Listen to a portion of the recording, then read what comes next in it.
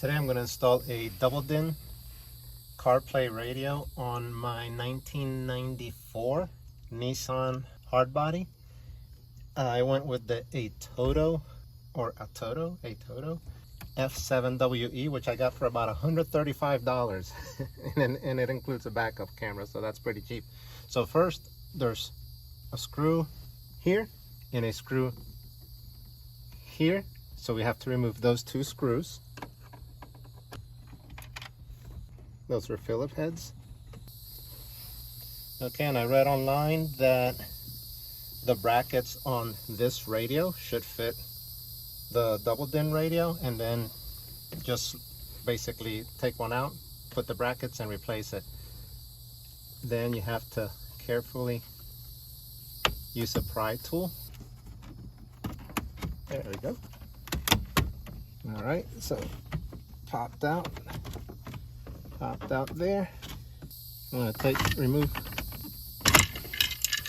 the ashtray so I can get a little more leverage. Oh, it popped back in. There it goes. There we go. All right, so that's out. And then we're going to remove the wiring from the lighter, this button and this button. So here we just press the clip and pull the connector out. There's one. And there's two. And then let's do the top and pull it out. Another way to do it is just pop this guy out. Now we have better access to it. There it is. Squeeze, squeeze and remove, remove. And let's pop this guy back in so we don't lose it. And then for the radio, there's 4 screws. One here, one down there, one here, one down there. So let's go ahead and remove those. All right, so we got a bottom one.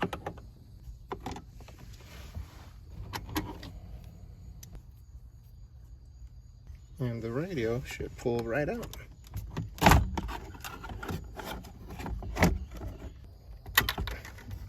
And this is a 2-prong antenna, so I did buy the adapter. And then we're going to remove the harness from the stock radio. These are the brackets we're going to reuse. Apparently they should fit right on the new radio, and then it's just a matter of sliding the new radio in.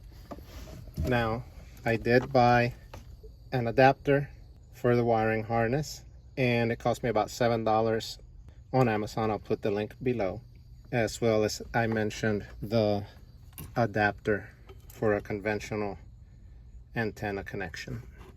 So now I have the brackets that I removed from the old radio, and I have this adapter for the Nissan Hardbody. It's the Metra 701763, and looks like this.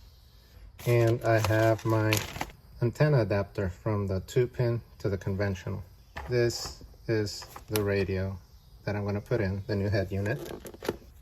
That brings a harness that looks like this, so I'll need to match these up and solder them. The head unit looks like this, and the good thing about these radios is that's about how thick they are, and they don't weigh anything, so I don't have to worry about the old style double dins where they were very heavy and might have problems really holding on with the brackets. So hopefully my brackets will fit on this. The radio does come with an assortment of brackets, so I'll have to see which one matches up to the factory ones. The radio also comes with a rear view camera, which I might install at some point, but routing all the cables and all that might be a pain. I'll probably do it at some point. So I should be using these with these. And then the green and the purple are the rear, and those will be on this separate one.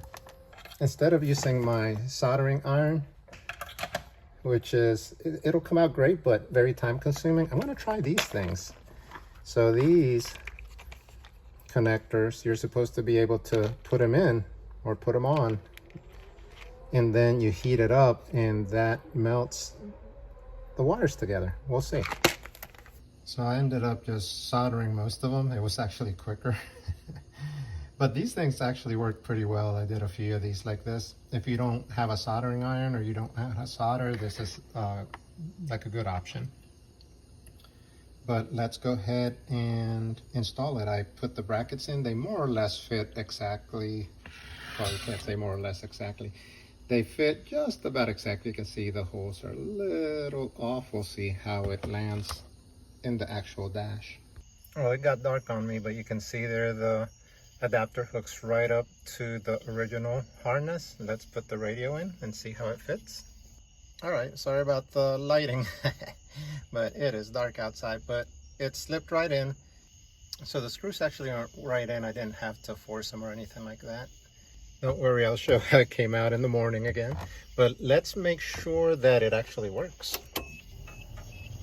All right, it's coming alive. Oh, there we go. Well, it's morning and we have some light again, and this is how it came out.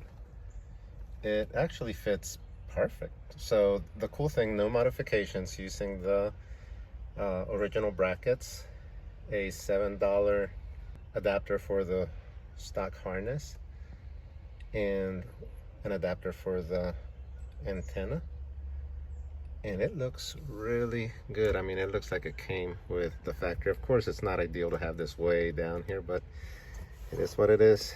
The microphone, I just kind of hooked around the back. There is space back there, so I'll have to place this somewhere.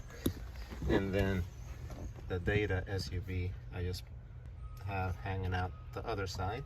And I did hook up my phone to it last night, so let's see where the key is. And let's power this guy up.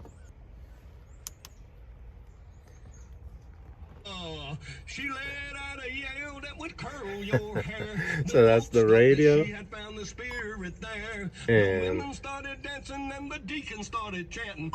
Blues. let's mute that. And there is connected to CarPlay. Go to the home screen. CarPlay. You can see your map to Pandora. But it works great. And it looks amazing. It looks stock. So now I have CarPlay on my 1994 Hardbody, and it looks factory. Very pleased with this. All right, thanks for watching. If you have any questions, let me know. See you next time. Give it a thumbs up if you like it.